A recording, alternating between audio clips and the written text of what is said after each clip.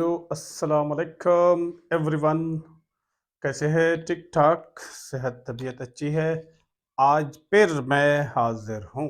ठीक है, lecture number 48 पे बात हो रही है और ये इस वक्त स्टाइकोमेट्री का लास्ट लेक्चर है। सही है, उसके बाद नया चैप्टर स्टार्ट हो जाएगा और इंशाल्लाह मैं कोशिश करता हूँ कि chapter 13 S and P block पे मैं बात करूँ, जो कि लंबा भी है और इम्पोर्टेंट भी है एंट्री टेस्ट के हवाले से।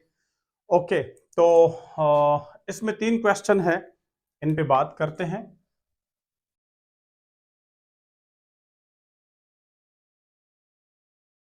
फर्स्ट जो है क्वेश्चन नंबर 1, क्या कहते हैं?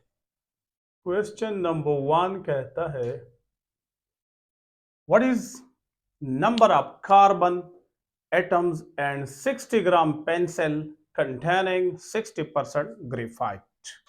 बहुत ही सिंपल है, मुश्किल नहीं है। सही है, कहते हैं कि कार्बन एटम्स कितने हैं, लेकिन पहले ये बताओ, कार्बन के एटम्स मालूम करने के लिए पहले ये समझना है कि कार्बन एटम्स के मोल कितने हैं। सही है, ग्राम कितने हैं, मोल कितने हैं, तो फिर मोल में हमें पता होता है कि कितने एटम होते हैं। तो पहला मेरा प्लानिंग ये है कि पेंसिल जो है, पेंसिल वो है 60 ग्राम, लेकिन मास ऑफ कार्बन वो तो 60 नहीं है ना, क्योंकि सारा के सारा पेंसिल तो कार्बन नहीं होता है ना, उसके अंदर जो ग्रेफाइट है वो कार्बन होता है। तो अब ग्रेफाइट कितना है? 60% ग्रेफाइट है, वही कार्बन भी है। तो देखिए इधर, तो mass of carbon is equal to 60% divided by 100 mean 60%। तो 60 में से कितना हो जाएगा? देखिए 100 में से कितना है? 60 ग्राम, यानी 60% ग्रेफाइट है, कार्बन है। लेकिन 60 में से कितना हो जाएगा? पेंसिल तो 60 है, तो 60 से मल्टीप्लाई किया, तो ये मेरे पास आ जाएगा 000 खत्म। तो आपके पास मास ऑफ कार्बन आ जाएगा 36 ग्राम। कितना आ जाएगा? 36 ग्राम। ये क्या आ गया? मास ऑफ कार्बन आ गया। जब मास मालूम हो गया कार्बन का, तो अब तो आसान हो गया ना। देखिए, mole of carbon is equal to 36 divided by 12। तो ये क्या बनता है? Mole of carbon is equal to 3.0 mole. ये आपके पास जवाब है। कितना है? 3 मोल आपके पास कार्बन आ गए। अब आप जानते होंगे कि जब ये 3 मोल है, तो एक मोल में आयोगेड्रो नंबर के बराबर एटम्स होंगे। इतने एटम्स है।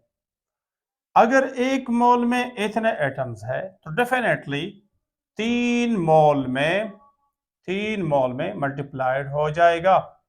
6.023 10 पावर 23 एटम्स होंगे। अब अगर आप यहां मल्टीप्लाई करें, तो देखिए मेरे ख्याल में कर सकते हैं। 3 6 18, 18.06 एंड समथिंग 10 पावर 23 एटम्स। अब यहां से सोचे, अगर मैं इसको ऐसे छोड़ लूं फिर भी ठीक है, फिर भी जवाब ठीक है। अगर अगर यहां नहीं छोड़ा है, यानी अगर मैं इशारिया को, पॉइंट को इधर ले आऊं, तो क्या होगा? यहां 23 के बजाय पावर होगा 24। अब देखते हैं किस ऑप्शन अंदाज में मौजूद है। देखिए, पहला 6.023 10 पावर 23 गलत। ये वाला देखिए 18 10 पावर 24 नहीं। अगर 18 है तो फिर 10 पावर 23 है, 24 नहीं है। और अगर 1.8 10 पावर 24, यस, अगर मैं इस पॉइंट को इधर ले आऊं तो ये 10 पावर 24 हो जाएगा, तो ये वाला ठीक है।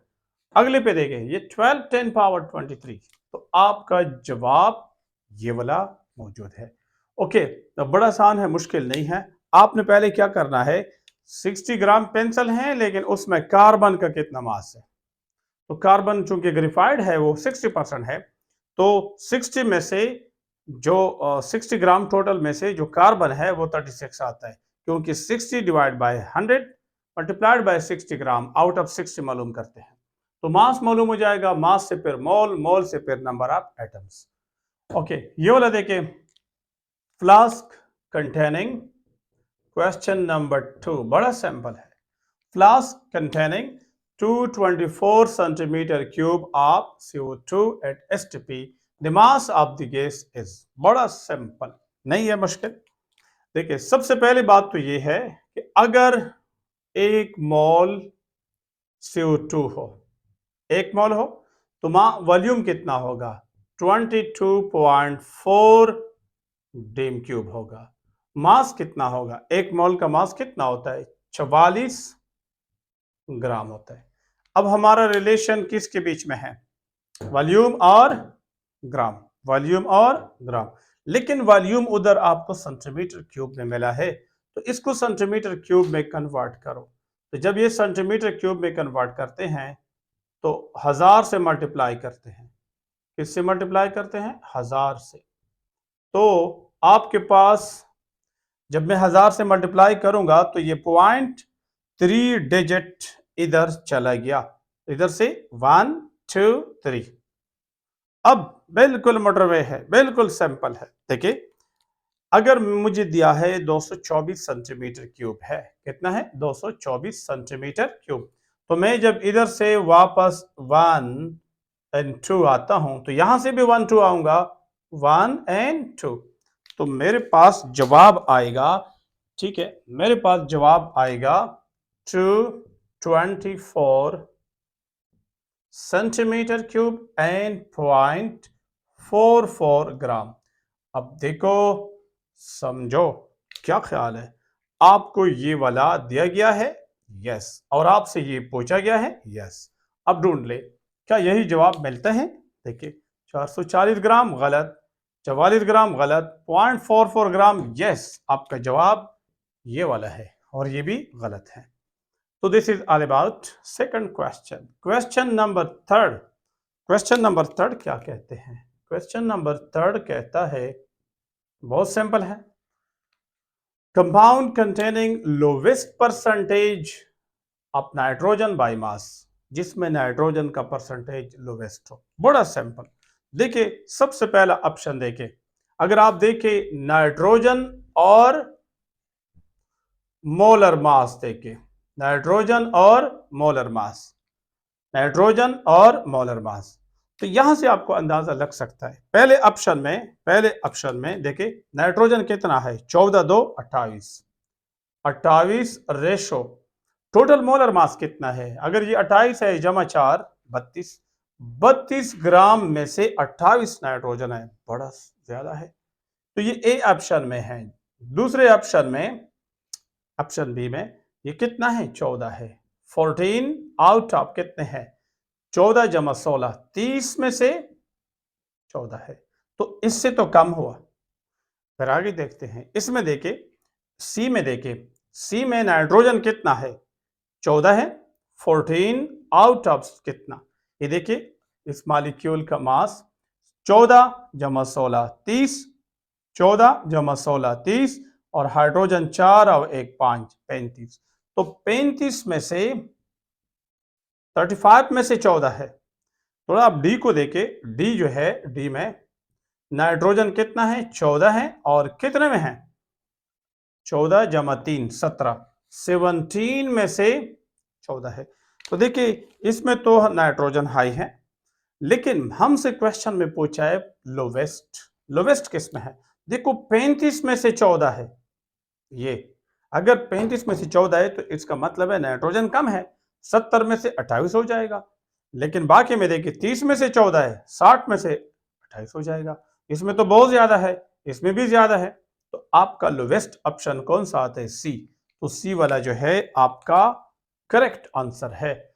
ये मैंने आपके सोल्यूशन के लिए ऐसा किया, अदरवाइज आप देखने से अंदाजा लग सकता है आपको कि ये वाले इसमें नाइट्रोजन की परसेंटेज सबसे कम है। ओके मेरे पाकिस्तानियों, और मेरे प्यारे प्यारे स्टूडेंट्स, आज मैं स्टाइकोमेट्री जो है चैप्टर वो स्टॉप करता हूँ।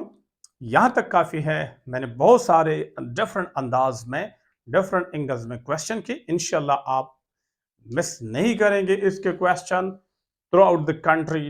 डोंट वरी, कोई भी इससे मुश्किल क्वेश्चन इंशाल्लाह नहीं आते हैं। यहाँ तक आप कर सकते हैं तो आप कर सकेंगे। टाइम मिला टेस्ट के बाद मैं इसी चैप्टर पे मजीद क्वेश्चन कर सकता हूँ, मजीद लेक्चर को बढ़ा सकता हूँ, लेकिन फिलहाल यही तक काफ़ी है। वो देखेंगे एंट्री टेस्ट के बाद। नेक्स्ट जो मेरा लेक्चर होगा वो किसी और चैप्टर से होगा जो जो आपके एंट्री टेस्ट, मेडिकल कॉलेज के एंट्री टेस्ट या इंजीनियरिंग कॉलेजेस के एंट्री टेस्ट के लिए इंपॉर्टेंट है। उस पॉइंट ऑफ व्यू से मैं अगला चैप्टर स्टार्ट करूंगा। अल्लाह हाफिज, अपना ख्याल।